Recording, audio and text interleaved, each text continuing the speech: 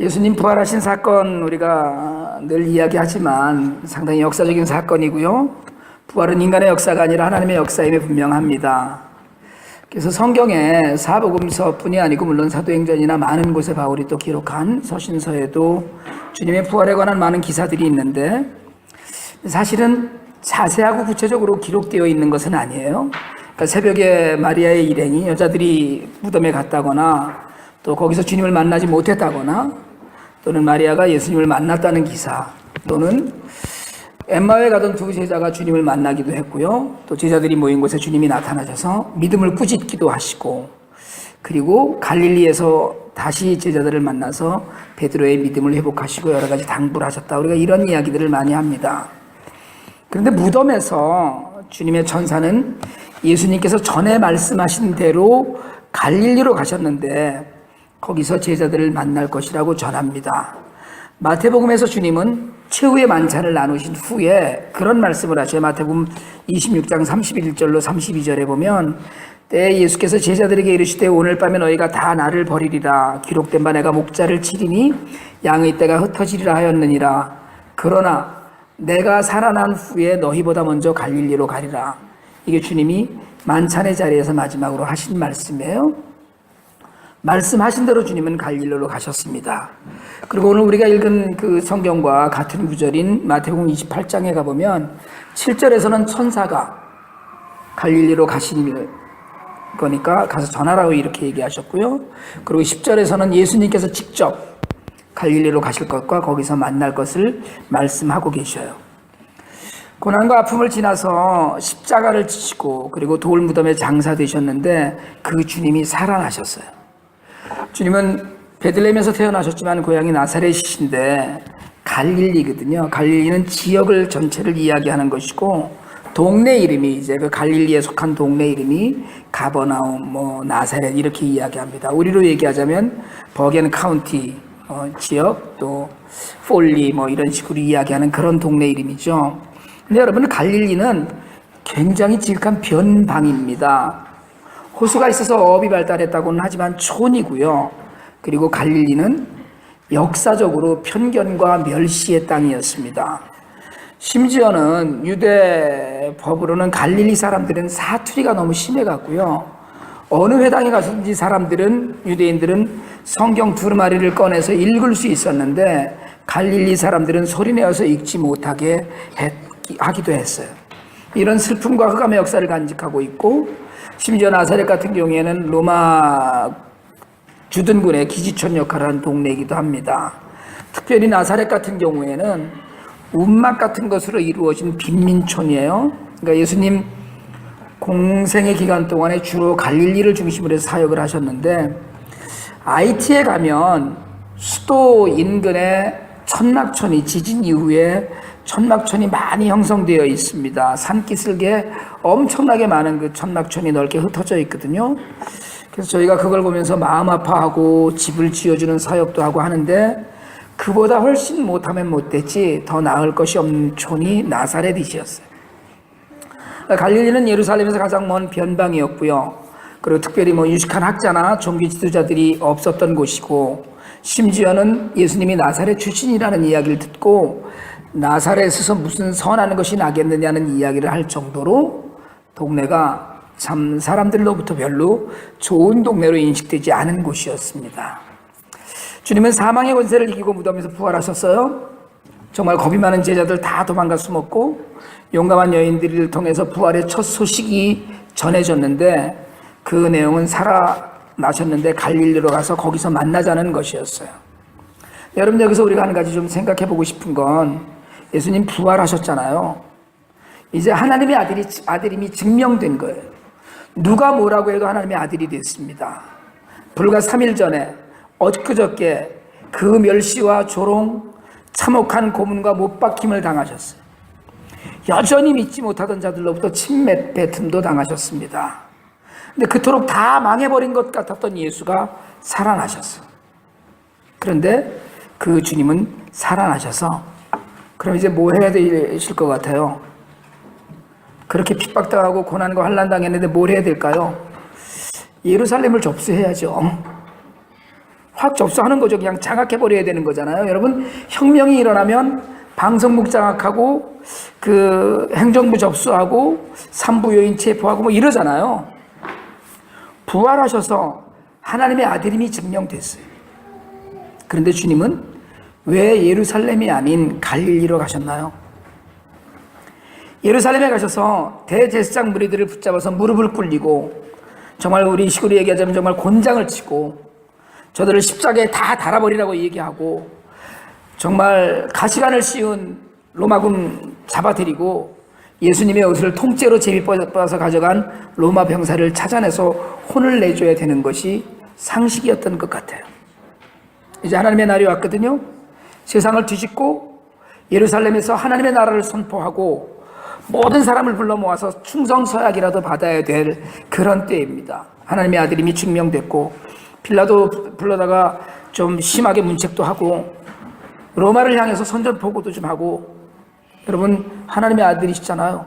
확 한 번에 다 쓸어버려야 돼요. 그런데 예수님은 병자들이 많고 가난한 고아와 가부가 많고 도무지 삶의 소망이 없는 땅, 버려진 땅, 고통과 눈물만이 가득한 곳에 가셨어요.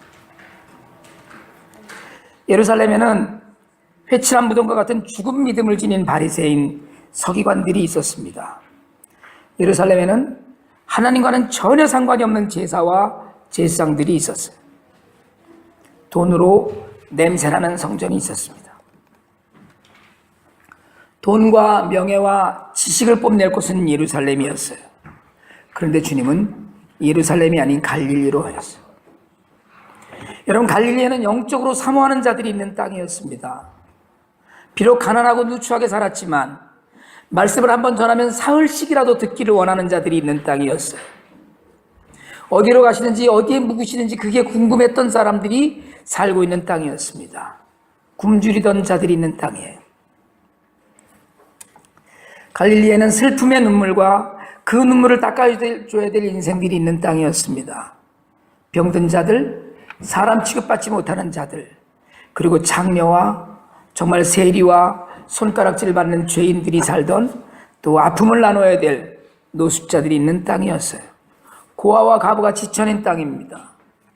무엇이든지 아무리 낡고 쓸모없는 것처럼 보이는 것이라도 그런 것들을 필요로 하는 자들이 있었고, 여유 있는 자들은 드문 땅이었습니다. 여러분, 오늘 부활절입니다. 주님의 부활의 영광에 참여하는 일이 무엇인가 우리 생각해야 됩니다. 주님의 이 부활의 영광에 참여하는 일은 금면류관을 쓰고 술이 많이 달린 번쩍이는 옷을 입고 손을 높이 들고 번쩍이는 장식이 있는 큰 식탁에 앉는 일이 아닙니다. 주님의 부활에 참여하는 일은 예루살렘에 올라가 복수의 칼을 휘두르는 일이 아니에요. 부활에 참여하는 사람은 갈릴리로 가는 사람입니다. 여러분, 우리는 우리의 갈릴리는 어딘지를 묵상해야 합니다. 여러분, 우리는 그동안 IT 사역이나 이웃을 돌보는 일에 형편껏 아끼지 않고 일을 해왔어요. 그럼에도 불구하고 저는 오늘 이 말씀 묵상을 하면서 정말 우리는 갈릴리를 향하고 있는지를 묻고 싶었습니다. 예수님의 관심은 많은 돈, 높은 지위, 풍부한 지식, 화려한 성전에 있지 않았어요. 말 구유로 오셨던 주님은 돌로 된 동굴 무덤에서 다시 일어나셔서 세상의 아픔을 다시 감당하기를 원하셨어요. 가든글로브에 수정교회를 세웠던 로버트 슐러 목사가 별세했습니다. 남가주 아테시아 지역의 요양원에서 고난 주간이던 지난 2일 오전에 88세를 일기로 숨졌어요. 2013년부터 식도암으로 투병 중이었답니다. 전 세계가 우러러봤던 그 엄청난 예배당을 짓고 번영신학의 태도로 예수를 믿으면 부자로 산다고 설파하던 이였어요. 은퇴 후에는 교회를 물려줬다가 아들과 다투어서 아들이 아버지를 버리고 떠나고 다시 딸에게 교회를 맡겼다가 그 간섭을 하다가 결국은 그가 지었던 그 엄청난 예배당은 천주교에 팔리고 말았습니다. 예수님은 죽었다가 다시 사셔서 갈릴리로 가셨는데 로버트 실러는 크리스탈 처치를 세우고 빚에 치여서 팔고 요양원에서 죽었습니다. 인간은 아무리 높아져도 한 줌 흙으로 돌아가요. 인간은 아무리 많은 것을 가져도 결국 땅 한 평의 공간에 누울 수밖에 없습니다. 인간은 아무리 많은 것으로 지식을 쌓아도 마침내 바람에 나는 겨와 같이 흩어지고 말아요. 여러분, 바라기는 우리가 인생을 낭비하지 않기를 바랍니다. 정말 치열하고 열심히 사시길 바랍니다. 그러나 많고 높은 것을 자랑하지 마시고 가치 있는 일을 묵상하시기를 바랍니다. 제 젊은이들에게 그런 얘기를 자주 하거든요. 가치 있는 일에 집중을 해라. 남을 살리는 일이 가장 가치 있는 일이다. 그래요. 많이 배우고 많이 가지고 많이 누려야지만 남들을 살릴 수도 있을 것 같아요. 그러나 그렇지 않아도 살릴 수 있습니다. 예수님이 그러셨어요. 예루살렘에 가서 수천 수만의 유대인들을 불러 모아서 내가 여기 다시 살아나노라고 이야기하던 대신에 예수님은 갈릴리 촌으로 가셨어요. 사랑하는 자들이 있는 곳입니다. 헐벗고 굶주리지만 영적인 교감이 있는 자들이 있는 곳이에요. 여러분, 여러분에게 영적인 교감이 있는 자들은 누구입니까? 세상에서 비록 성공했다고 여기지지 않아도 영적으로 성공한 사람들은 많이 있습니다. 당장 여러분 곁에 앉아있는 교우들일 거예요. 갈릴리에는 세상적인 향락이나 재미가 있지 않았어요. 그러나 아까도 말씀드렸듯이 설교를 하면 2, 3일이라도 들을 준비가 되어 있는 사람들이 있었습니다. 어려운 일들을 돌보면서 보람과 행복을 찾는 사람들이 있어요. 삶이 달라집니다. 갈릴리에는 우리의 손길을 필요로 하는 어려운 이웃들이 있어요. 여러분, 세상을 살아가면서 도울 사람은 누구인가? 도울 일은 무엇인가? 무엇이 보람인가를 한번 생각하면서 살기 바랍니다. 우리도 가진 것이 넉넉지 않아요. 우리도 부족해요. 우리에게도 결핍되어 있는 것들이 많이 있어요. 그러나 아직도 갈릴리에는 우리보다 훨씬 못하여서 하루에 한 끼조차를 마음 놓고 먹지 못하는 사람들이 있고 복음 한 조각에 목말라 하는 사람들이 있습니다. 그리고 갈릴리는 아직 미숙한 제자들을 만나는 곳이에요. 내가 키워내고 내가 복음을 전하고 내가 건사하고 내가 함께 믿음의 토대를 세워가야 될 믿음의 제자들이 있는 곳입니다. 여러분, 여러분의 영향을 받고 아직 온전한 믿음에 서지 못한 사람들이 있습니다. 어린 자녀에서부터 말씀으로 은혜로 영향력을 끼쳐야 될 사람들이 있는 곳, 거기가 우리의 갈릴리여야만 돼요. 그리고 갈릴리에는 치유받고 치유받아야 될 상처를 갖고 사는 사람들이 있어요. 외로운 사람들이 있습니다. 손 한번 만져주면 그 손을 놓기가 싫어서 그 외로움에 쌓였던 모든 것들을 다 쏟아내고 싶은 사람들이 있는 곳, 영적으로 육적으로 치유받아야 될 많은 사람들이 있는 곳입니다. 갈릴리는 우리의 사역지예요. 여러분, 부활하신 주님을 만나려면 화려한 예루살렘이 아니라 먼지가 풀풀 일어나는 갈릴리로 가십시오. 갈릴리에서 기다리시는 주님을 만나십시오. 그 주님을 만나서 우리의 갈릴리를 찾으시기 바랍니다.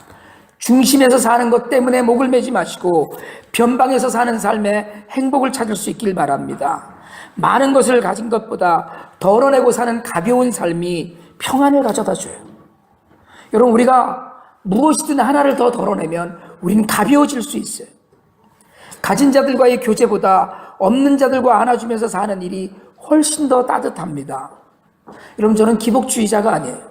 저는 번영신학이 인생을 망하게 하는 지름길이라고 믿는 개혁주의 안에 있는 목사입니다. 하지만 저는 늘 기도해요. 저는 우리 성도들이 잘 살게 해달라고 기도하고 우리 성도들이 부자가 되게 해달라고 기도해요. 우리 아이들이 성공하게 해달라고 기도합니다. 하지만 여러분, 잘 살게 해주셔서 잘 먹고 잘 살다가 편안하게 죽어서 천당 가게 해달라고 기도하는 건 아닙니다. 예수 그리스도가 기준이 되는 삶, 잘 되어서 나누는 삶을 살게 해달라고 기도해요.